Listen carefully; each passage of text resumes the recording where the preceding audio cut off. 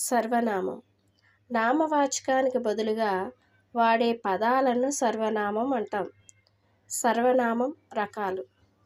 ఫస్ట్ది పురుషవాచక సర్వనామం. మాట్లాడేవారిని, వినేవారిని లేదా వేరే వారి గురించి మాట్లాడేవారిని సూచించే సర్వనామాన్ని పురుషవాచక సర్వనామం అంటాం. పురుష సర్వనామం 3 రకాలు. ఏ ఉత్తమ పురుష. మాట్లాడే వ్యక్తి తన గురించి లేదా తనతో పాటు ఉన్నవారిని గురించి చెప్పడానికి వీటిని వాడతారు. ఉదాహరణ: నేను, మేము, మనం. బి మధ్యమ పురుష. ఎదురుగా ఉన్న వ్యక్తి లేదా వ్యక్తులను గురించి, అంటే మన పక్కన ఉన్న వ్యక్తులను గురించి మాట్లాడేటప్పుడు వీటిని ఉపయోగిస్తాం. ఉదాహరణ: నువ్వు, మీరు, నీవు. సి ప్రథమ పురుష. అక్కడ లేని వ్యక్తుల గురించి, అంటే ఎక్కడో ఉన్నటువంటి వ్యక్తులను గురించి లేదా వేరే వ్యక్తులను గురించి ప్రస్తావించేటప్పుడు వీటిని వాడతారు. ఉదాహరణ: అతడు లేదా ఆయన, ఆమె, అది, వారు లేదా వాళ్ళు, అవి. రెండవది ప్రదర్శనాత్మక సర్వనామం లేదా నిర్దేశక సర్వనామం. వ్యక్తులను, జంతువులను లేదా వస్తువులను స్పష్టంగా చూపిస్తూ, ప్రదర్శిస్తూ దగ్గరగా ఉన్నదా, దూరంగా ఉన్నదా అని వేలుతో చూపించినట్లు నిర్దేశించే సర్వనామాన్ని నిర్దేశిత సర్వనామం అంటారు.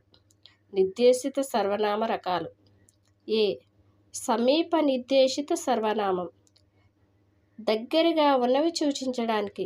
ఉదాహరణ: ఇది, ఇతడు, ఈమె. బి దూర నిర్దేశిత సర్వనామం. దూరంగా ఉన్న వాటిని సూచించడానికి. ఉదాహరణ: అది, అతడు, ఆమె. మూడవది అనిర్దేశిత సర్వనామం లేదా అనిశ్చయ సర్వనామం. ఒక వ్యక్తి, వస్తువును, సంఖ్యను ఖచ్చితంగా చెప్పకుండా సాధారణంగా తెలిపే సర్వనామాన్ని అనిర్దేశిత సర్వనామం అంటారు. అనిర్దేశం అంటే ఎవరో లేదా ఏదో స్పష్టంగా తెలియని సర్వనామం. ఇందులో స్పష్టంగా అనేది ఏమీ తెలియదు. ఏ వ్యక్తులను సూచించేది. ఎవరైనా అంటే ఎవరో ఒకరు, కొందరు, కొంతమంది వ్యక్తులు, అందరూ, సమస్త ప్రజలు. పర్టికులర్గా ఒకరి కోసం అనేది తెలియచేయదు ఇది. బి వస్తువు లేదా విషయాలను సూచించేది. ఏదైనా, ఏదో ఒక వస్తువు. ఏమీ లేదు, ఏదీ లేదు, కొన్ని వస్తువులు. సి పరిమాణం లేదా మోతాదును సూచిస్తుంది. కొంత, కొద్ది భాగం, ఎంతో, చాలా ఎక్కువ, ఇంత, ఈ పరిమాణం. నాలుగవది ప్రశ్నార్థక సర్వనామం. ఏదైనా ప్రశ్న అడగడానికి ఉపయోగించే సర్వనామాన్ని ప్రశ్నార్థక సర్వనామం అంటారు. వాక్యం చివర క్వశ్చన్ మార్క్ గుర్తు ఉంటుంది.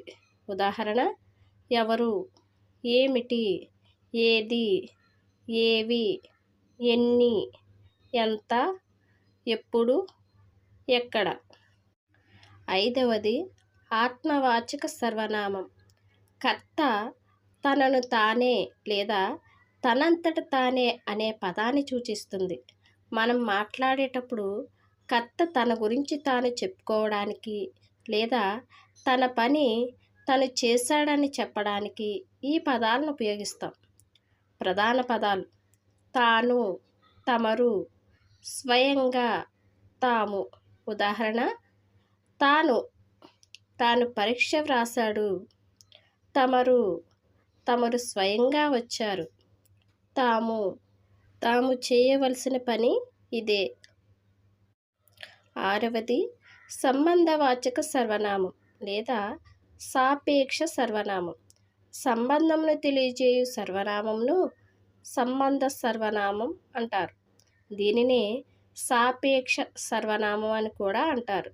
ప్రధాన పదాలు: ఎవరు, వారు, ఏది, అది, ఏవి, అవి, ఎక్కడ, అక్కడ, ఎప్పుడు, అప్పుడు, ఎలా, అలా, ఎంత, అంత. ఉదాహరణ: ఎవరు కష్టపడతారో వాళ్ళు పైకి వస్తారు. ఎవరు అనేది సంబంధ సర్వనామం అవుతుంది.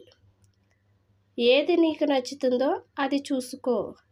ఏది అనేది సంబంధ సర్వనామం అవుతుంది. మా క్లాసెస్ మీకు నచ్చినట్లయితే లైక్, షేర్, సబ్స్క్రైబ్ చేయండి.